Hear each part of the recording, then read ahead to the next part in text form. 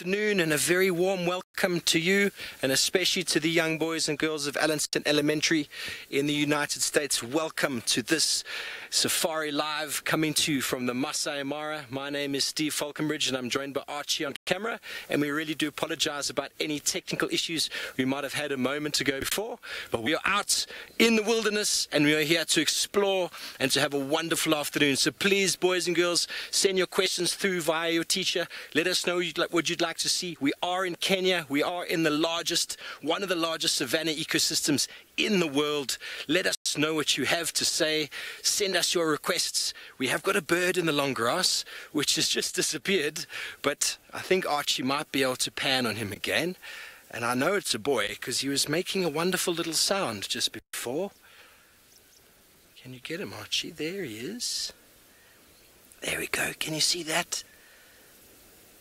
It is called a black-bellied bustard, and it makes a fantastic sound.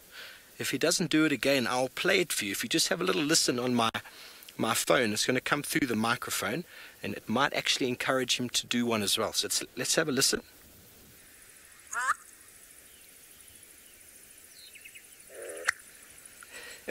Isn't that the strangest sound you've ever heard? It's to attract the females. As you can see, the grass is extremely long, and here's a very camouflaged bird. It's very difficult to see. And in this very long open grassland, you can see it as far as the eye can stretch. It's just grass, grass, and more grass. This is a wonderful ecosystem, and we are out here this afternoon to explore, and we are hoping to maybe find some lions. We might see some buffalo. I'm sure we'll find an elephant or two and some other wonderful animals. So please send through your questions and comments, young ones. Let us know what you'd like to see. In the meantime, we're going to start driving. It is 5 o'clock. In Kenya at the moment. It's a wonderful time of day. This is the preferred time to go on game drive, and I believe Allenton Elementary, it's your first safari with us on Safari Live, which is wonderful stuff. I'd love to know what you already know about safaris. I'm sure you've got some interesting things you already know from the past. Good afternoon. But we are out here to talk about all those interesting things as well. We have lots of grass. We have a huge, wide open savanna, as I said. If you're not sure what a savanna is grass with trees. So that is essentially what it is, and we have two different types. And my friend down in the southern hemisphere, or we're in the southern hemisphere, but in South Africa, is very wet and rainy. So he is standing inside a tent. We're going to James. Well, I'm not standing inside the tent, I'm sitting inside the tent, everybody, and... Can you hear the frogs? Isn't that wonderful? My name is James Hendry, and on camera today is Fergus, and it's marvellous to have you youngsters with us on safari. Now, we will probably go out a little bit later if it stops raining, but it has been raining for the last hour or so, very hard, and so we've come into this lovely tent, and there's some amazing things, but you will not believe what I've just found in here. Please send us your questions, remember, through your teacher.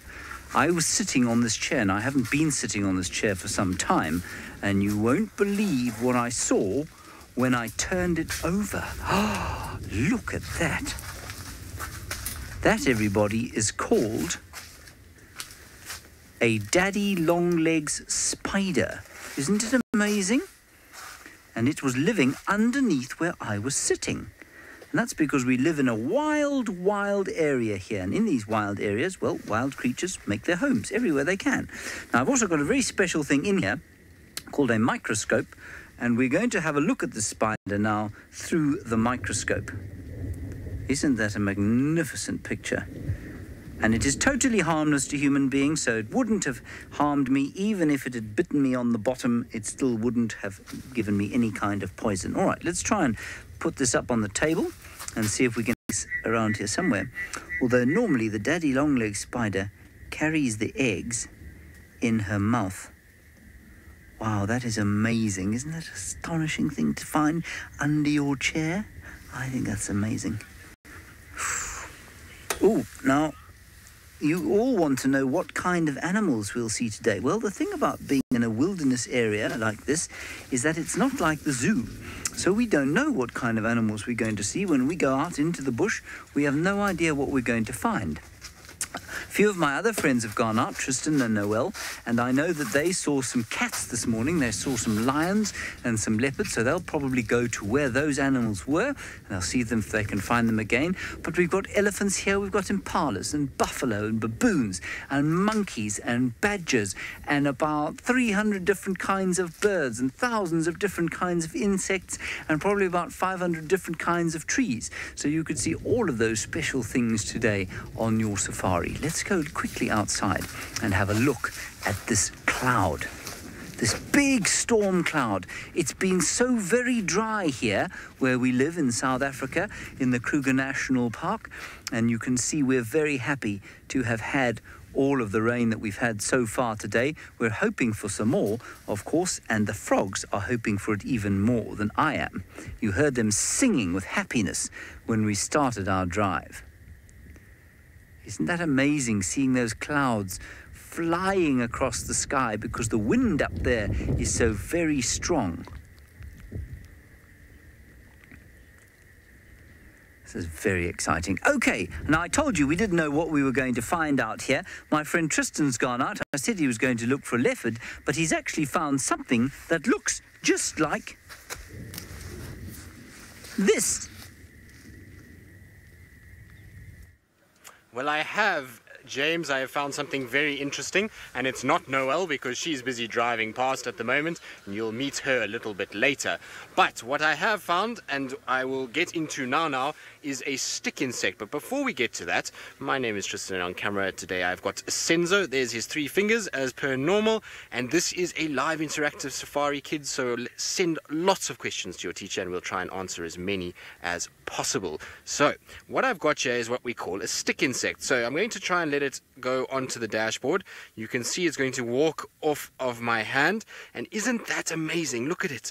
You see it's got very long legs that it uses to try and walk, and it does it by bobbing up and down, trying to kind of see where it's going. Now, the reason why we call it a stick insect is because it camouflages very well. Now, if you don't know what camouflage means for an animal to hide in its natural environment. So that animal hides by looking like a stick. Isn't that very, very clever? And so any other predator that comes past can't see it because it sits on the stick and it puts its legs very close like this, and then it lies with its head down and it stays very still until the nighttime when it starts to walk. So it's a very clever little insect, but I don't think it wants to be friends with me, so I'm not going to grab it again. We'll leave it to go off the vehicle, and it will probably go down into the grass at some point. Right, now let's get going because we've got lots to try and do and see. So hopefully we'll find something very nice to show all of you. Now, Teresa, you want to know why a spider has 8 legs? Well, Teresa, that's a very good question. I don't actually know why it would need all 8. It's possibly to do with the way that it sort of survives. I'm not 100% sure. Maybe James knows the answer to this, but I certainly don't know why they would need all 8. You might find that they would do just fine with 4 or 6, or maybe they would need 10, who knows, but they've got 8 and they seem to work. It allows them to go over branches and leaves and grass and hold on to those things, as well as to go on their web, so they're able to get onto the web and then go around and through it. So maybe it's something to do with that, but I honestly don't know why they would need all 8. Like I say, maybe one of my other fellow presenters, Steve or James, might know why a spider needs all 8 legs all the time. Interestingly though, some spiders do actually unfortunately lose their legs from time to time. As things happen, you'll find that they go somewhere and maybe a predator tries to attack them and they lose a set of legs, but they'll still be able to survive, which is not too bad. Right, well, I'm going to just try and go and find that leopard like James mentioned. While I do that, let's send you back all the way to Kenya and Steve and see what he's up to. Little boys and girls, look what we have found. We have found a Pumbaa. Those of you who've seen The Lion King will know all about Pumbaa, I'm sure. And Pumbaa is actually the Swahili word for warthog. And there you have a beautiful specimen there, busy feeding on the grass. He's chomping and chomping away. He's very happy. His tail is wagging. And he's on his own as far as warthogs go, but there's a whole lot of other animals around him there. Behind you can see a couple waterbuck lying down in the grass. There's on the left, there's a cattle egret, which is looking for insects that the warthog chases away. There's the cattle egret. It's feeding on all sorts of insects, like that stick insect that Tristan was just showing you. What happens is when the animals are walking, like the warthog, they disturb the insects that are very camouflaged, hiding on the grass. And that bird is able to then grab those insects, because when they move, obviously they're more visible to the bird. So it's quite a nice strategy they have when they follow other animals, and you see them all the time doing that. And there at the back is a waterbuck. She is sitting down and busy chewing. There's also feeds on lots of grass. And there's some more waterbuck there. Very nice green patch. There's some tall trees in the background which show that the river's not far away. Just about 100 meters or 50 meters behind the trees is the big Mara River.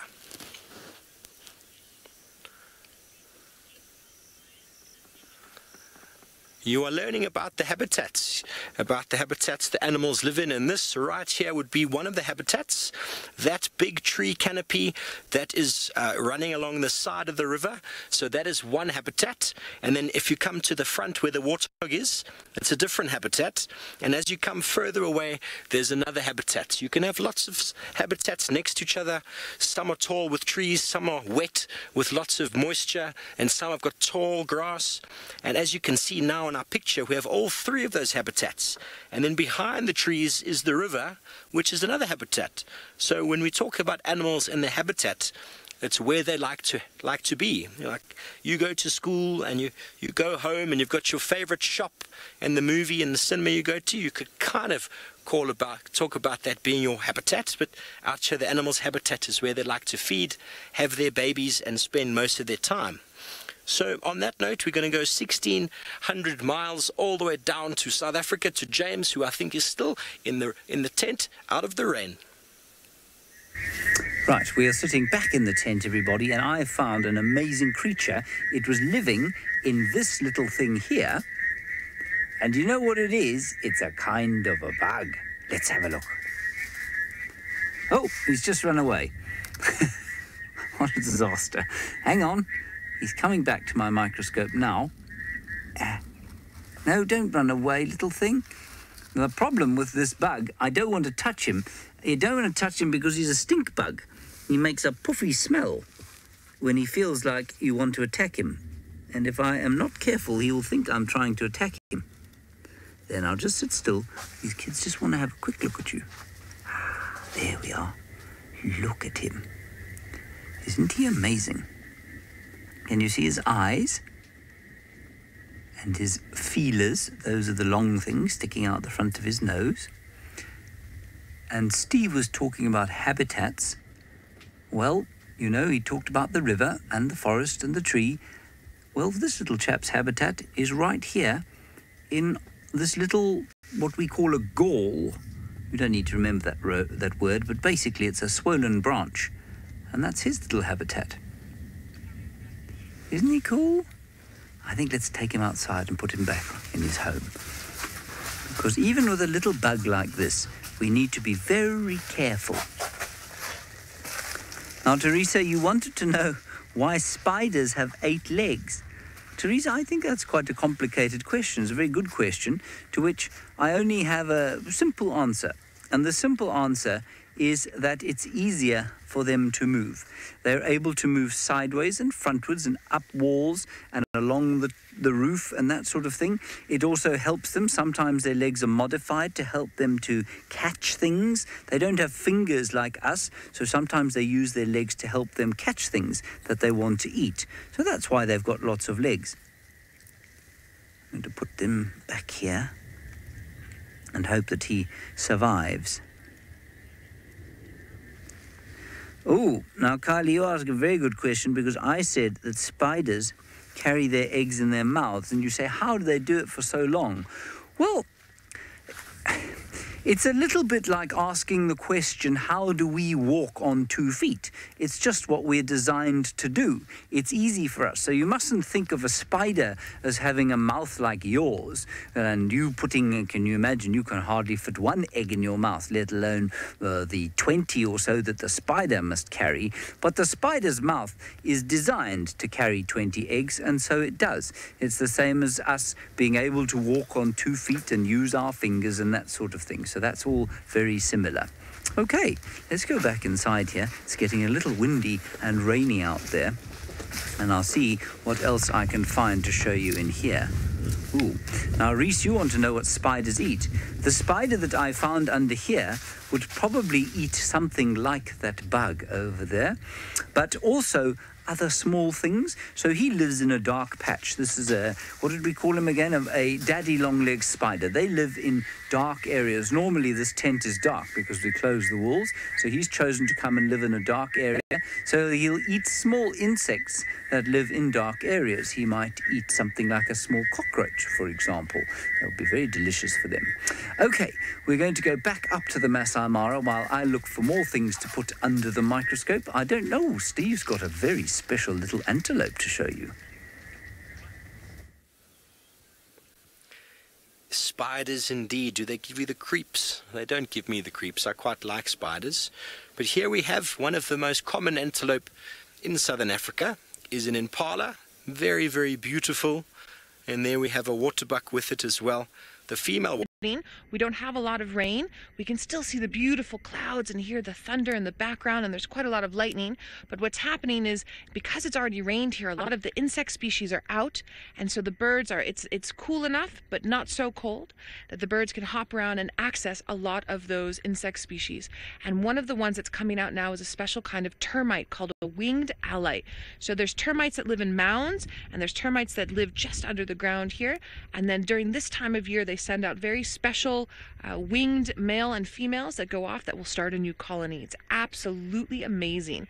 Now we're going to carry on in this general direction. Maybe we'll find some more birds or maybe some more antelope species. There's a huge wasp that's flying in front. I don't know, we might be able to get it. It's called a spider hunting wasp. It goes and injects the spider with a special venom that paralyzes it, and then it lays its babies in there, and then when the babies hatch, they break out and they eat the spider. Now, Ali, you're wondering, how do we find the animal, where the animals live? We find them by tracks. That's one of the ways that we find them. We also find them by knowing what types of habitats they like to be in, how they look, and how they feed. All of that it shows what kind of movements they'll do and what areas they'll like in general. And so we go and check out those areas, and then that's how we find the animals that we're looking for. Also, things like lions are very territorial. So like, you all live in a home. Your home is your home, and you live there, and you go to school every day, and then you might go to sport every day, and you've got certain things you do. That's you moving around your territory. Animals are exactly the same. So if I were to look for one of you, first I'd check your home. Now you're not in your home. Then I might check your school. Now you're not at school. Then I might go to the sport field. No, you're not there. Maybe I go to your best friend's house, and that's how we find them, is little places like that. All right, now Steve is still up in Kenya, which is far to the north and east from me. It's about 1,600 miles away, and he has an amazing bird to show you, so let's head on up there. And you are back with us in the Mara Triangle, and we have got a bird that is walking through the long grass with its back to us. It is one of the largest birds that we find. It's called the ground hornbill, like Zazu in The Lion King, except this is a much bigger relative.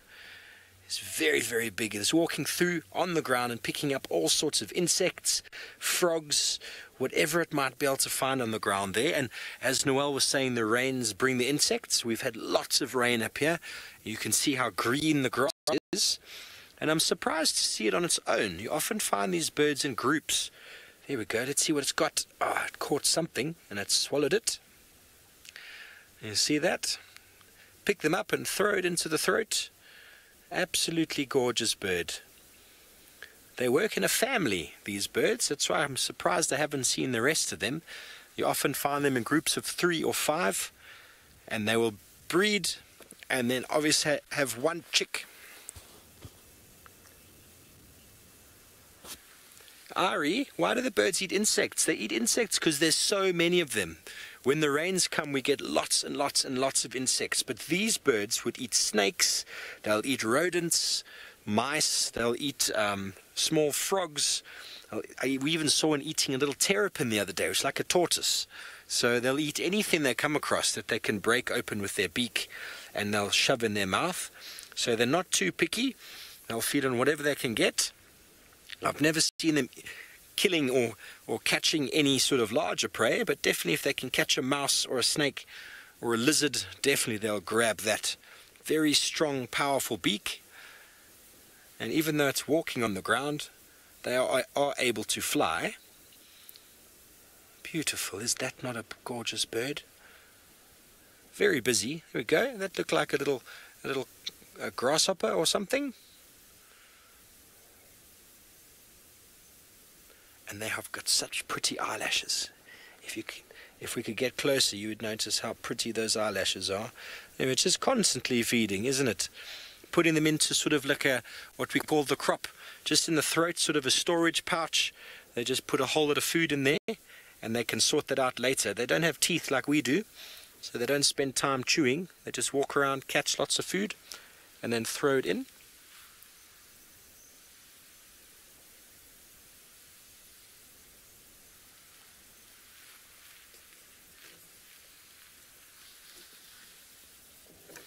So next,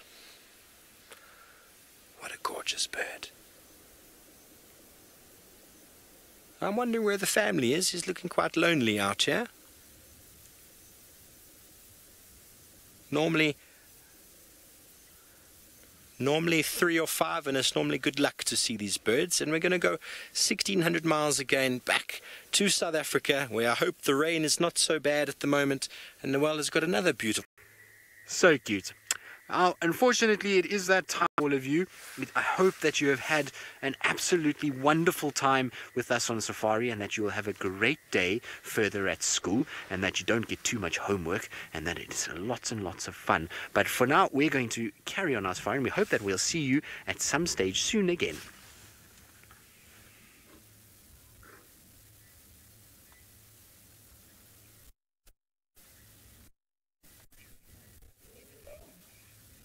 Right, so the schools are now gone and we are back into normal drive, so a very warm welcome to all of you. Remember that this is interactive, so hashtag Safari Live on Twitter or on YouTube chat if you want to ask any questions. And what a magical way to spend an afternoon. The Inkahuma Pride in full playful mode, and how relaxed is Tinyo. So for those of you who don't know who Tinyo is the big male that's with them this morning, or afternoon should I say. He was with them this morning as well, but he tends to be very relaxed with cubs. It's a weird thing because he's sometimes such a grumpy male with his coalition members, but with these little ones, they climb all over him and jump on his head and pull on his mane, and he seems not to be too fussed by it at all, which is pretty cool.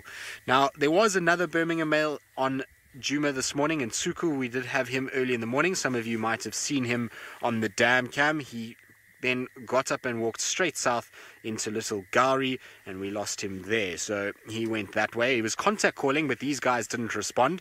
They were too busy sleeping at Twin Dams, resting and digesting the waterbuck that they killed yesterday morning. So they've had a very relaxed day, and it's so good to find them, because I thought we was stressing a little bit because I couldn't find any tracks around Twin Dams, which is where they slept this morning. And then we came into the Mulawati and we found nice fresh tracks on top of the rain and followed them up to this side. Now, I believe a lot of you are commenting on just how cute that scene was of this little cub. And there again, look at that. Isn't that cool?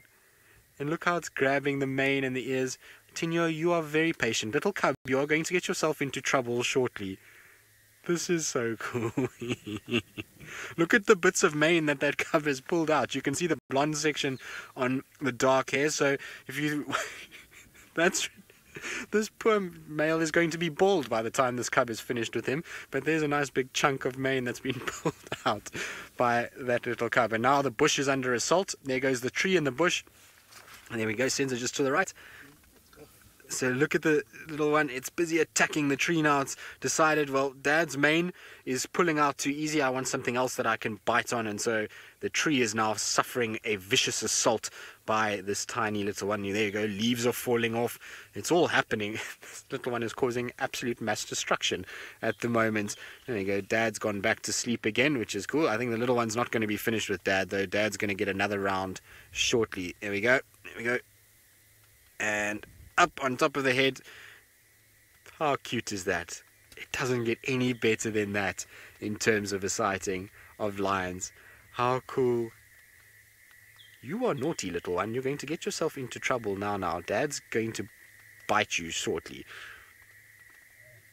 Yep, I think Dad's had enough. He's going to get up and probably move off. The rest of the pride is slowly getting up and moving, and so I think they're going to be fairly active this afternoon. After the massive rain that we've had, I think we're going to have a situation where there's definitely going to be a lot of movement from them, and maybe they're even going to try and hunt. So we'll stick with them, and while we do that, let's send you back over to James Henry, who I'm sure is ecstatic to be back in his tent after a long period away. I am quite happy to be back in my tent, I must say. I think ecstatic is a strong term.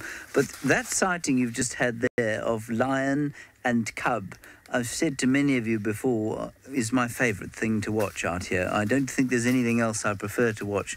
Little babies with male lions, and how when they're patient like that, because it's so unusual. It doesn't happen like that, and Tinyo really has been quite remarkable.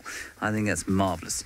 I just have to say to you, of course, now the school drive is over, #SafariLive. Please talk to us on Twitter. Otherwise, you can use the chat on YouTube, and we'll take your questions and your comments. Now, one of the things that I've often tried to find and often failed to show on camera, and I don't think we've ever had it, may have had it under the microscope before, is a flea beetle. And the flea beetles live, of course, on Rus gwenzii, whose common name escapes me briefly, the thorny caree. Here we have a flea beetle under the microscope, and we might actually be able to show you why it's called a flea beetle. It is called a flea beetle because, whoops, of the big leg you can see just sticking out on the left-hand side of the beetle. Can you see that? That enormous femur allows this beetle to jump like a flea. Now, if you come back to me, I'll move and see if we can't get a slightly better view. I've got two flea beetles on here, and one of them has beautifully exposed his shapely thigh. Ooh, there it is. Look at the power in that thing. Isn't that remarkable? What muscles. If I'd had legs like that, I'd been playing rugby for South Africa for many years. That is quite astonishing. So, I mean, an insect's muscle doesn't work quite like our muscles do, I don't think.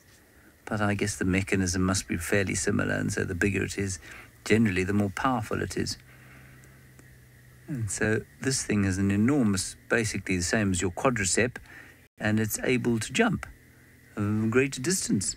Now, remember the other thing about the flea beetle, for those of you who have forgotten, and I'm sure that's none of you, the larva, of course, was used by the San Bushmen to poison their arrows, very poisonous arrow, or very poisonous larva from the flea beetle, and it only occurs on this tree, the thorny caree. Did you see what I did there? Yeah, that was beautiful. Okay, let's go back across to the Maasai Mara, where Steve is. He has got something with a long neck and horn things, and it's a Bushman James, very interesting. I'd love to have a look at that under the microscope myself. Here we have, for me, the first Maasai giraffe. Beautiful. I mean, I've seen one before, but it didn't have the colors of this, and this is classic. Just the color. It's brown, it's not black, it's dark, it's beautiful. Big male. Fantastic to see it. I officially now know I am definitely in the Maasai Mara, and the triangle for that matter. Welcome back to all of those of you on the live internet show. My name again is Steve Falconbridge, and don't forget to send your questions and comments through to #SafariLive. We'd love to interact with you this afternoon. Myself with Archie on camera, we're going to be heading through to where Taylor had the Paradise Pride, so hopefully we can find them, and she did say they were looking very, very hungry.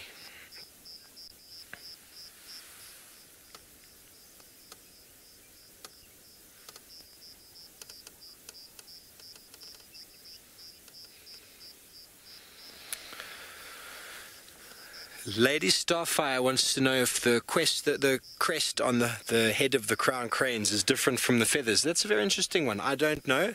I only saw them for the first time 2 days ago, and I was asked a very nice question by a youngster earlier, so I'm going to have to do some reading, Lady Starfire, about the crown crane. But I would say it's feather. I'd say it's a form of feather. I mean, all birds only are able to produce feather, so it's still a form of keratin, and it's just different types of plumage. But how that feather works is a different story. I know the birds that you find, the birds of paradise you find in Madagascar, have got amazing adornments on their heads. They are just feathers, but they just work in a very different way, not flight, but as adornments, so as the crown itself. So I'm pretty sure it is made out of feather, but I'd have to have a little look at exactly what it's made up and how it's formed. I think that would be nice to see under the microscope. We have a little feeding party here of a warthog and some gazelle, looking quite relaxed. I don't think they have any idea there are lions nearby, but we are headed in the direction that Taylor asked us or informed me of.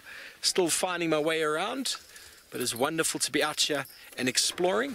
There is a little bit of rain on the horizon, but we're not afraid of the rain. So we're going to go see if we can find our lions, and in the meantime I believe Tristan is having some serious fun in the south with his.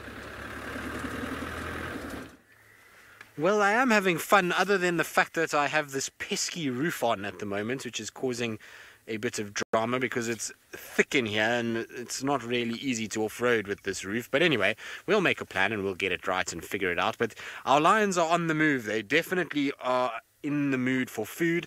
They keep putting their noses to the wind and sniffing, and some of the females are really striding. They're trying to go as quick as possible. I can see Tinyo is now coming up as well, so the cubs are still behind us, but Tinyo is going to join that female in the next 2 seconds. There he is. So he's going to come and just have a little look around as well, and everybody seems to look as though they want to start to find food and at least mean business as well. So it's a situation where they are on the lookout for something, and hopefully there'll be a rogue buffalo somewhere here.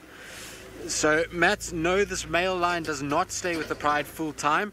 He does come into the pride fairly regularly, but he doesn't stay full time. At the end of the day, he's got 3 other coalition members that also will hang around with this pride from time to time and will kind of look after what goes on. But for the most part, you'll find that these males actually tend to spend a lot of time on their own, and they only really come into the pride when there's 1, food, 2, if there's a mating opportunity. And we know that these lions were on a kill yesterday, and so maybe that's how he found them, is because he realized they were on a kill. And secondly, there is a 5th member in terms of the females that currently isn't here, so she's not seen at the moment. I don't know where she is or what she's been doing, but Amber Eyes female doesn't seem to be with the pride, and so she might have been in an estrus cycle, which caused all of these males to try and come and find the Nkuhuma pride, and now he's just stuck with them because there's been an opportunity for food, as well as the fact, well, I suppose he's just coming to check in with his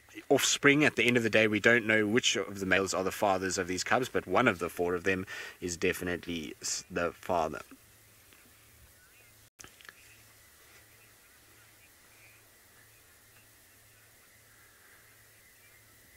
Mr. Killed, is that what you said, Nikki? I think something like that. You want to know if it's true that a male lion, when he's hungry, will just decide to eat his cubs because he's hungry. So no, that is an absolute myth, and it is false. That is not true at all. Male lions will kill cubs, but only when they are taking over a new territory and they are trying to bring the females back into estrus. What they don't want is, because a male lion's tenure as a dominant individual is so short, you'll have a situation where, you know, a male will only probably be dominant for 3-4 years, maybe a little bit longer if he's lucky. But in that time, he's theoretically only going to have 2 to 3 sets of cubs with a single female, and so if he kills his cubs, he's ruining the chance of his bloodline going forward. And a male lion's pretty much singularly programmed to breed and to try and extend his bloodline, so him killing his own cubs to eat them because he's hungry is not very productive at all, and certainly is going to mean that they're going to get very, very sort of, well, they're actually not going to get anywhere at the end of the day. They'll just keep on eating their own cubs, because male lions do get hungry quite often. So it would be a silly system for that to happen, and certainly it doesn't happen. You know, you find that even when he's hungry, he'd rather go and catch an impala than eat his own offspring.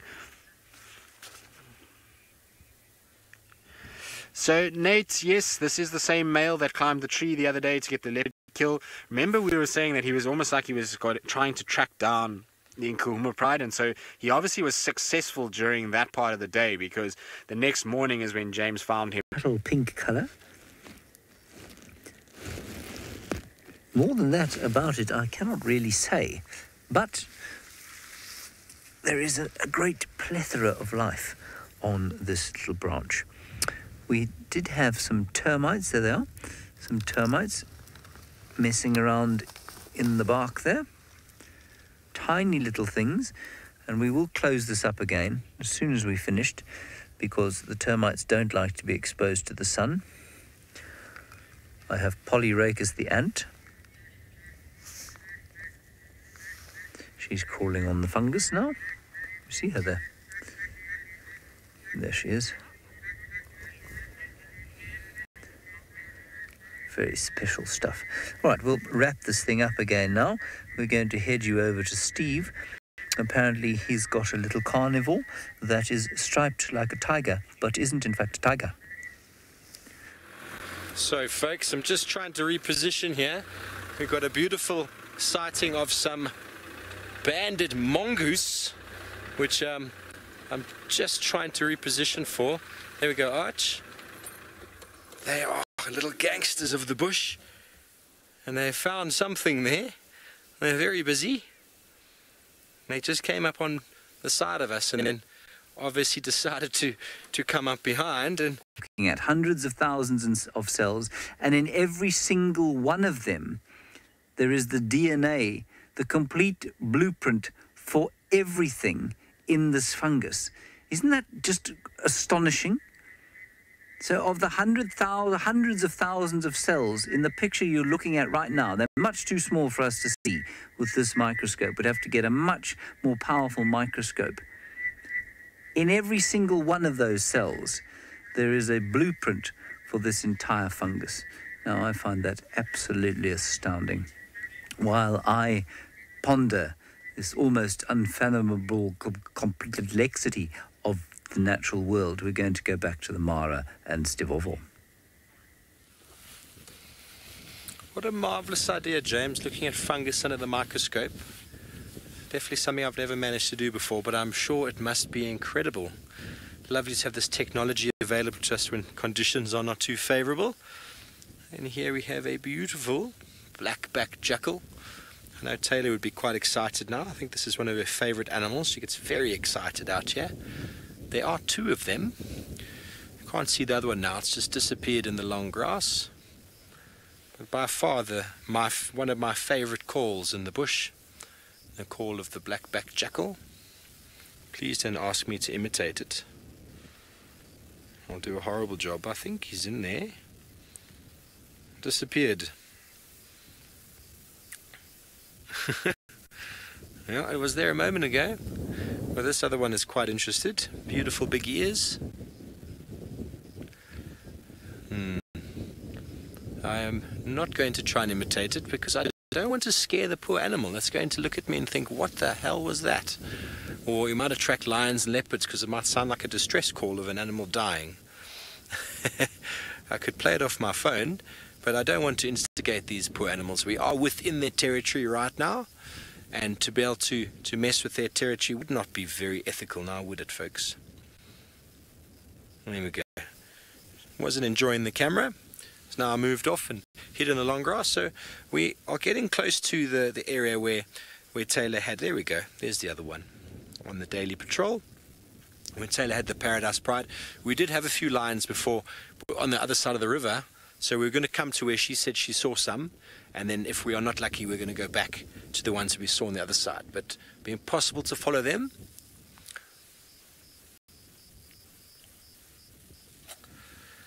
Anna, have I watched jackals annoying lions before? I've watched jackals many times on the outskirts of a kill. I've never seen the jackals come too close into the lions, but I've seen them jostling with hyena. I've seen them jostling with a leopard once, and the jackal came off second best with the leopard. But I've had amazing footage back in the past of vultures and jackal having a go, and the jackal actually attacking one of the vultures and nearly killing it, but the vulture managed to get away, which was quite cool to see. But I think the jackal, they know their limits. But on that note, we're going to continue on down the road here to see if we can find the Paradise Pride, and while we do so, we're going to go back to Noel for an update. Hi everyone. Hello, hello, hello. I am busy looking for Tundi and her little cub. We had a very, very, very brief visual of them here this morning, and it's a really tricky area to move in. You can tell by the bonnet of my vehicle that I've been doing a little bit of bundu bashing. It's rained, and it's rained nicely. Thank goodness we've had such beautiful rain. I would say maybe about 10 mils, nothing more than that. So it's not a huge amount, but it's something. And now I'm just sort of sitting where we saw them, looking for tracks, looking around, trying to hear birds alarm calling. There was a lion roaring in the background, but not from where Tristan is, from the closer towards the DRC, towards where we live. And other than that, it's been a pretty quiet afternoon. Oh, we got that baby kudu earlier. That was amazing. Brand new baby kudu. All right, so I think while I'm busy trying to figure out where she's gone, let's head back to Tristan, who's still trying to follow those lions with his roof. I am indeed, Noel, and it's proving to be quite a difficult task. They're going through very dense, very thick bush at the moment, and that's what's making it a little hard to keep up. But I'm intrigued by Noel saying she can hear lions in the distance, because I can tell you now that our Nkuhuma Pride and our male lion have not uttered a single peep, and there has been no vocalization from them at all. So I wonder who has been calling, because maybe there is another male lion around. I did have tracks this morning when we followed in Suku South, when we then found that male leopard Hukamuri at Treehouse Dam. We had tracks for another male coming north. So I wonder if there's not a third Birmingham around. So we had the two, and then this is the third. Oh, they're all drinking. Now I've got to try and get into here so that we can see them drinking.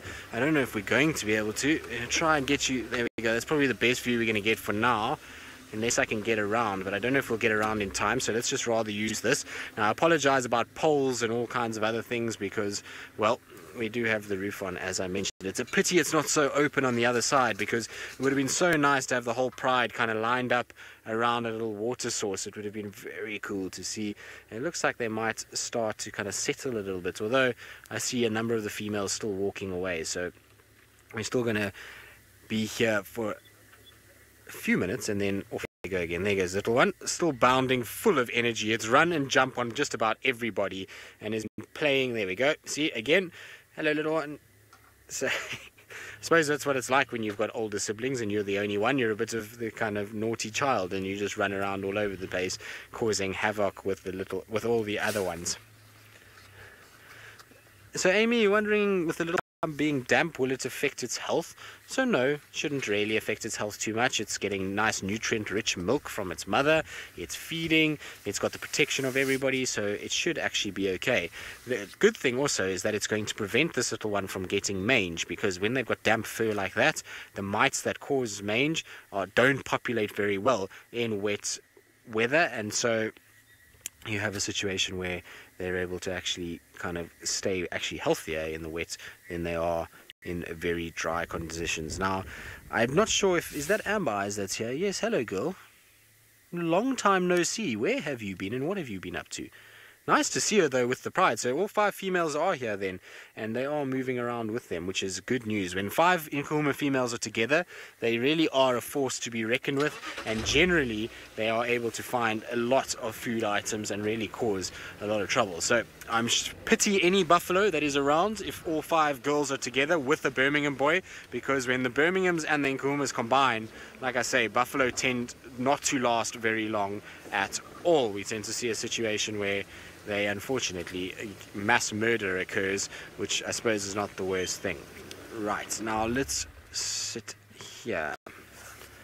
So Alan, Styx Pride, I haven't heard too many updates. The last time I heard, they were somewhere around Chipper, and then they went on to Hoffman's and around that area, and then down even towards Little Gari and Chitta, and then back again to Double M. So I'm not really sure where they are today. I haven't heard any updates about them today or even yesterday, but I'm sure that they are somewhere close by. They normally do hang around those areas, and when it gets dry, I find that the Styx Pride often spends a little bit more time further south. So there is a massive waterhole on Mala Mala, very close to this northern boundary, called Clarendon Dam, and I'm not sorry, not Clarendon Dam, White Cloth Dam. That is a big dam there, and they go there a lot, and they used to spend a lot of time around that area and around the Mulawati. So they go there and then they come back and there and back, and so they're probably down that side.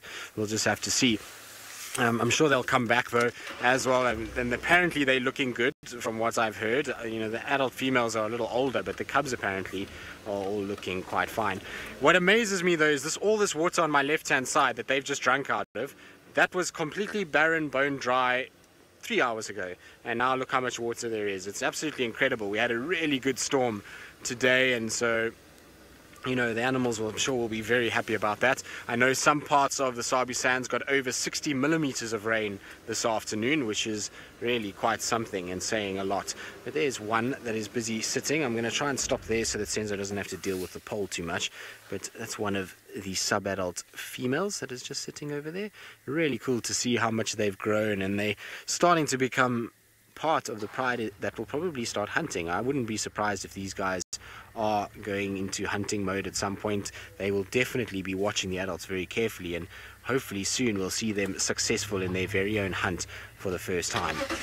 Right, now I'm going to try and reposition. Taxes in front of me on this side. I think I'm going to try and just cross over this side and go around and get the rest of the pride on the other side there. That's what I'm going to do. And so while I do that, let's send you back across to James, who's bugging around in the tent.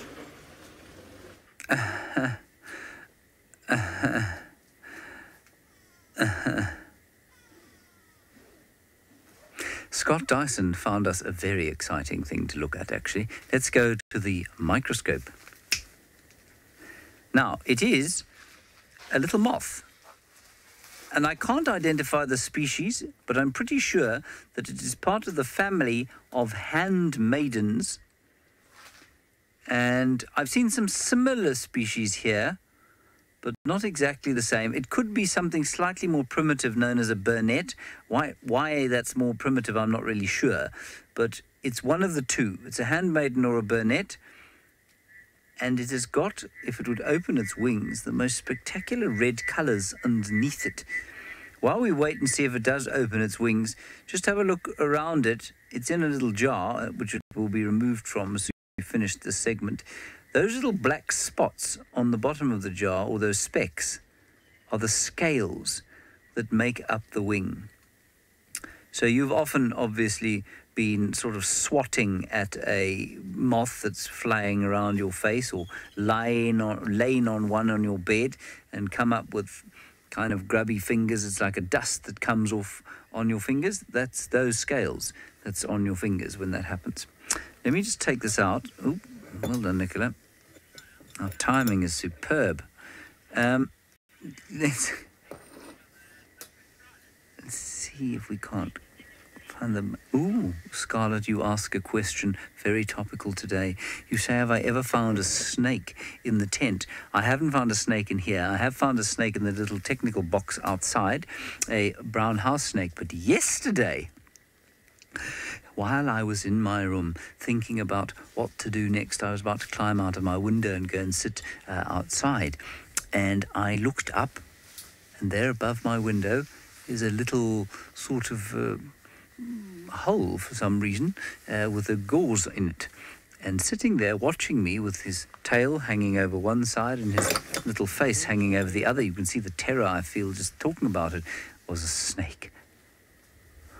But luckily, it wasn't a harmful snake. It was a little spotted bush snake. And I actually felt quite a lot of affection for him sitting there. He looked very sweet, and then he climbed up into the roof and left me alone to carry on with my day. So that is my snake story. Thank you for that, Scarlett. Let's go back across to Steve, who's got Topi. It's never fun finding snake in your room, but it does happen out in the bush. But what we have here is a bit of testosterone, ladies and gentlemen. These two male topi have been dancing around each other for a little bit, but Nothing too aggressive. They're doing a lot of posturing and then displacement by looking in the opposite direction.